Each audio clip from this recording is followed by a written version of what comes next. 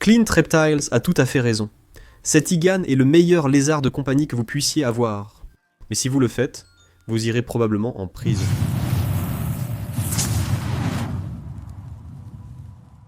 Ce matin, on m'a envoyé une vidéo sur l'iguane bandit des Fidji. C'était aussi à propos d'une expo, mais ils ont parlé des iguanes bandits des Fidji. Et par il, je veux dire Clint Reptiles. Clint est un ami que j'apprécie.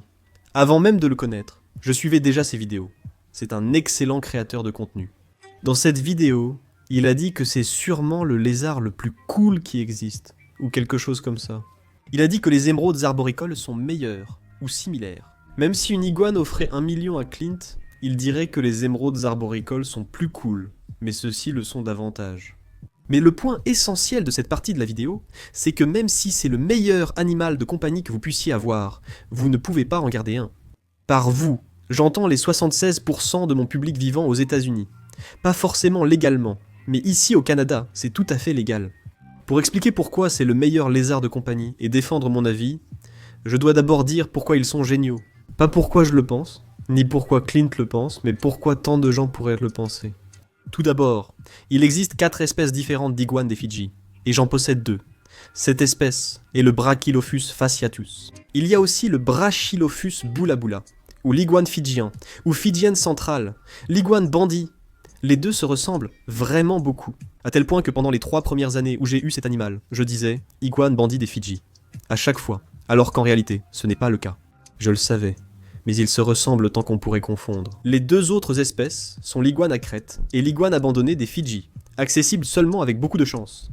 Ils coûtent des dizaines de milliers de dollars si vous en trouvez. Et l'autre est l'iguane bandit de Gao. Je n'en connais aucun en captivité, donc parmi ces 2 espèces, inutile de gagner à la loterie pour les obtenir. Elles ne sont présentes que dans quelques régions des Fidji. L'iguane bandit de Tonga n'était probablement pas présent à Tonga avant qu'il y a environ 8000 ans, lorsque des personnes l'y ont introduit.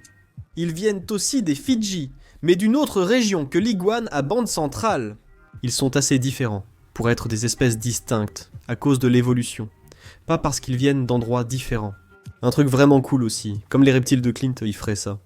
Il y avait aussi une 5e espèce, aujourd'hui disparue, probablement de taille similaire à une cyclora et sans doute terrestre plutôt qu'arboricole. Comme les 4 connues, elles sont aussi en danger critique d'extinction. C'est quelque chose de génial parce qu'on en a en Europe et au Canada. Oui, je sais, j'ai l'impression d'exagérer à chaque fois. J'aimerais vraiment que vous puissiez aussi en avoir aux États-Unis. Je vais expliquer qui sont les CITES et pourquoi vous ne pouvez pas en avoir, question qu'on me pose souvent. Mais cette espèce est en danger critique d'extinction, et je doute que les élever dans mon sous-sol aide à leur survie. Au moins, nous avons des zoos et d'autres types d'installations qui disposent d'une colonie de secours. Donc s'ils venaient un jour à disparaître, ils existeraient toujours dans le monde. Et je trouve ça plutôt cool. De plus il y en a en captivité, moins il y a de demandes pour que les gens les prélèvent dans la nature, ce qui constitue du braconnage et c'est illégal. Si vous pensez qu'une iguane a été introduite illégalement, ne l'achetez pas. C'est vraiment génial, objectivement, sans considérer mon expérience personnelle, ce qui est l'essentiel ici. Je veux ajouter mon expérience à la vidéo de Clint. Je possède ces animaux depuis environ 4 ans, et leur évolution restait un grand mystère jusqu'à cette année. En 2025, nous avons réalisé, ou nous avons conclu, que ces animaux avaient probablement dérivé depuis l'Amérique du Nord sur une sorte de radeau, jusqu'aux Fidji. Maintenant, cela semble fou. Parce que quand on regarde la distance incroyable qu'ils ont dû parcourir, il s'agit de milliers de kilomètres, il y a environ 34 millions d'années, et cela semble impossible. Quel genre de théorie farfelue est-ce que c'est?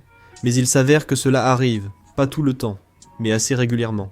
Nous l'avons observé chez les primates et d'autres espèces, où il y a un groupe d'animaux. Qu'il s'agisse peut-être d'un tsunami ou d'un phénomène naturel, ou peut-être pas d'un phénomène météorologique du tout, mais ils se retrouvent échoués à la dérive sur une sorte de radeau, composé de végétation morte, de feuilles, d'arbres et de choses comme ça, puis ils dérivent pendant de longues périodes. J'ai déjà fait une vidéo à ce sujet, regardez-la ici. Mais pour résumer, ces animaux étaient probablement très nombreux, ou du moins il y avait une population suffisamment grande pour qu'ils puissent ensuite proliférer sur une île complètement différente. Il y avait sûrement assez de nourriture sur le radeau pour leur voyage, et l'espèce à laquelle nous pensons qu'ils sont le plus étroitement liés, ou du moins celle que nous connaissons, ce sont les iguanes du désert, qu'on trouve dans le sud-ouest des États-Unis. Ce n'est pas complètement dingue, ça. Si tu crois qu'ils ne se ressemblent pas, regarde encore. leurs têtes sont très similaires. Ils se ressemblent. Mais bien sûr, cela fait 34 millions d'années. Alors que des choses comme, par exemple, les varans arboricoles.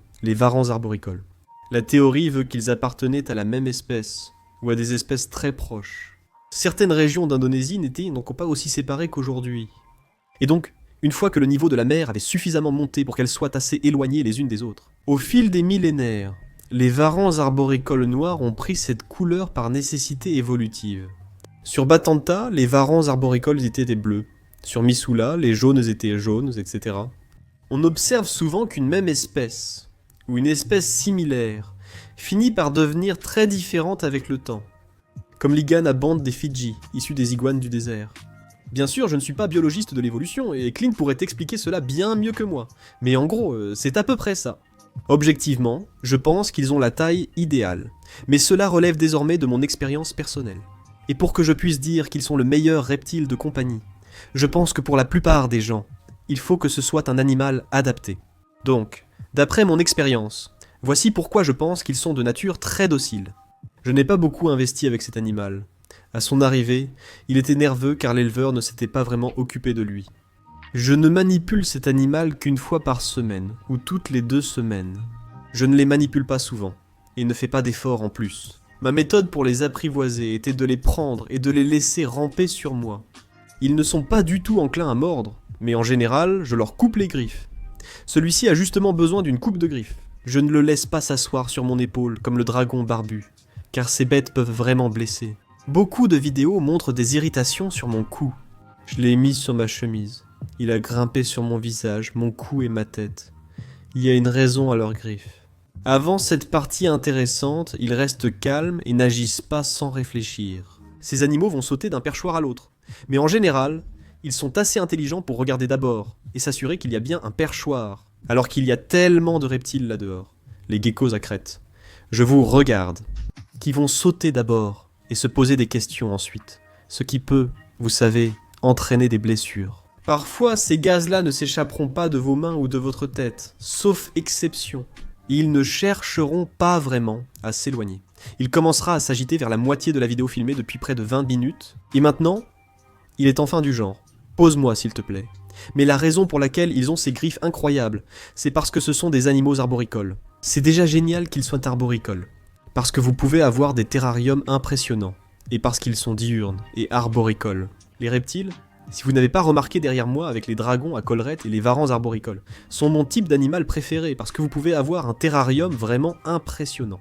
Selon moi, la moitié du plaisir avec les reptiles vient de les observer, même sans les manipuler. C'est pour ça qu'ils ont ces griffes complètement folles, parce qu'ils en ont besoin pour grimper dans les arbres.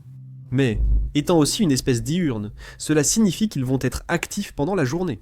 Donc, si vous êtes quelqu'un qui n'aime pas rester éveillé toute la nuit avec vos reptiles, ce lézard pourrait être parfait pour vous. Même sans les manipuler souvent, les observer est intéressant car ils sont très actifs. Donc, si vous leur donnez un grand terrarium, moi personnellement, j'ai ce couple. Lui et Martha dans un cube de 1,20 m sur 1,20 m, ça fait combien de litres? Donc, ils sont toujours en mouvement, et mangent pendant la journée, et ils se reproduisent aussi, si vous leur en donnez l'occasion. Si vous souhaitez laver votre lézard, et observer ses caractéristiques et comportements naturels, faites-le durant la journée. Et pour cela, c'est vraiment simple. Mettez une lampe ultraviolet B, donnez-leur une lampe chauffante, fournissez-leur les bons substrats, et tout ça c'est super simple. C'est une autre raison pour laquelle je pense qu'ils font d'incroyables animaux de compagnie. Leur alimentation est impressionnante. Comme vous le savez, évidemment. Parce que ChatGPT et Google vous diront qu'ils sont herbivores. Sauf qu'ils ne le sont pas. Je trouve ça génial. J'aime les omnivores. Ces animaux ont un régime très similaire à celui des dragons barbus. Bien sûr, je dirais de donner environ 15 à 20% de leur alimentation sous forme d'insectes et 80 à 85% de végétaux. Mais cela veut dire que c'est facile. Vous n'avez pas besoin d'acheter des insectes tout le temps. Parce que même s'ils en mangent, ils n'en mangent pas énormément. Achetez des grillons chaque semaine, donnez un verre occasionnellement, c'est tout! Et le reste, vous pouvez littéralement l'obtenir dans votre jardin, ou à l'épicerie, ou partout où vous achetez vos légumes, vos feuilles vertes et ce genre de choses. C'est drôle à voir car ces gars, on dit qu'ils sont herbivores. Adam, ils mangent seulement les grillons que tu leur donnes. Non, je te dis, ces bêtes chassent, leur queue est très longue. Ces gars chassent des insectes, plus voraces que tout ce que j'ai, même les varans arboricoles, pourtant très intelligents selon moi. C'est si amusant de les voir chasser les insectes. Quand vous lâchez quelques grillons, ils s'assoient ensuite pour manger leur salade. J'adore ce comportement, et leur taille les rend faciles à contrôler. Même si je n'ai pas coupé ses griffes depuis bien trop longtemps, il a clairement raté 1 ou 2 séances de coupe. Il est en train de m'égratigner un peu. Une fois leurs griffes coupées, ils deviennent faciles à contrôler. Mais ils ne sont pas fragiles, alors qu'il y a beaucoup d'autres super lézards qui le sont. Mais ceux-là sont plutôt robustes pour ce qu'ils sont. Du museau au cloaque, ils mesurent moins d'1 pied, mais leur queue paraît interminable. Faciles à voir dans un terrarium, même de l'autre côté de la pièce, mais pas difficiles à tenir en main. Et vous n'avez pas besoin d'un immense terrarium pour eux. J'utilise un 1,20 m sur 1,20 m, mais vous pourriez certainement vous contenter de quelque chose d'un peu plus petit que ça. Et évidemment, il y a leur couleur. Maintenant, cet animal est très bleu, et même si nous essayons de faire de notre mieux pour la caméra. Je veux dire, si on fait une correction colorimétrique, il suffit de l'éteindre 1 seconde. Regardez, ça c'est sans correction colorimétrique, directement depuis la caméra. Tellement bleu. J'ai appelé celui-ci Frankie car il me rappelait le Kool-Aid et son personnage. Il s'appelle Frankie. Il est rouge mais ressemble au Kool-Aid bleu. Tu vois ce que je veux dire. Pour Martha, sa petite amie, c'est une femelle, donc elle n'a pas cette couleur, comme beaucoup d'autres animaux. Ou les mâles paradent avec leur couleur, ou d'autres façons. Les femelles sont plus ternes, car seuls les mâles cherchent à attirer une partenaire, les femelles ayant le choix. C'est pareil avec cela, donc les mâles vont en fait changer de couleur, pas passer du rouge au bleu. Mais s'ils sont bleus et verts, ils peuvent devenir plus verts, plus bleus, les couleurs deviennent plus prononcées. Ils brillent. Un peu comme un gecko à crête, mais selon moi, encore plus spectaculairement. Dans toutes ces prises, il n'y a que 2 mâles que j'ai. Celui-ci, c'est Frankie, et celui-là, c'est Snoop. Donc ce ne sont pas 20 animaux différents que je vous montre. Ils ressemblent simplement à 20 animaux différents, parce que la couleur change tellement qu'ils paraissent être des animaux différents. D'un jour à l'autre, ou même d'une minute à l'autre. Avant, dans cette pièce, j'avais Frankie d'un côté et Snoop de l'autre. Comme les mâles changent de couleur en quelques secondes lorsqu'ils se fâchent ou deviennent agressifs entre eux, car c'est courant dans le règne animal. C'est impressionnant à voir. C'est pourquoi j'ai mis le Fidji dans l'autre pièce pour éviter le stress. Mais l'essentiel de cette vidéo était « En posséder est illégal aux États-Unis ». C'est vrai, on ne peut pas y échapper. Parfois, je le remarque dans les commentaires. Le pote, le chien, la sœur du cousin de quelqu'un en a un et tout va bien. Il est ami avec un shérif. Non, ce n'est pas vrai. Il y a des espèces citées. Annexe un animal. Ce que cela signifie, c'est que même s'ils sont déjà en captivité aux États-Unis, vous ne pouvez pas les vendre à un particulier, à une collection privée. Il faut des accréditations pour les garder, comme aux zoos de San Diego ou dans d'autres zoos. C'est pourquoi, souvent, en cas de surproduction ou de reproduction excessive, pouvez-vous m'expliquer comment faire? J'essaye de les élever. Ils vont littéralement congeler les œufs, parce qu'ils n'ont nulle part où vendre les petits, et ils ne peuvent pas s'occuper d'autant d'entre eux. Maintenant, cela semble fou parce que c'est une espèce en danger critique d'extinction, mais que feriez-vous d'autre avec eux?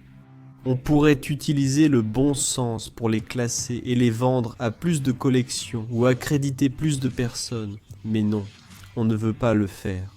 Donc, pourquoi ne pouvons-nous pas les avoir? Mais vous pouvez alors, citez-en un. Cela signifie que, même vivant près de la frontière américaine, je ne peux pas les emmener avec moi sans risquer la prison. Je ne peux pas vous les vendre, l'Europe ne peut pas vous les vendre, mais l'Europe et le Canada, eux, peuvent. C'est un peu ridicule en fait. Après constat, aucun iguane des Fidji légales n'était présent dans les collections privées américaines. De plus, de nombreux spécimens dans les zoos provenaient de la contrebande et ont été confisqués. Peut-être pas beaucoup, mais certains oui. Clint avait donc raison. C'est le lézard le plus cool que vous puissiez avoir.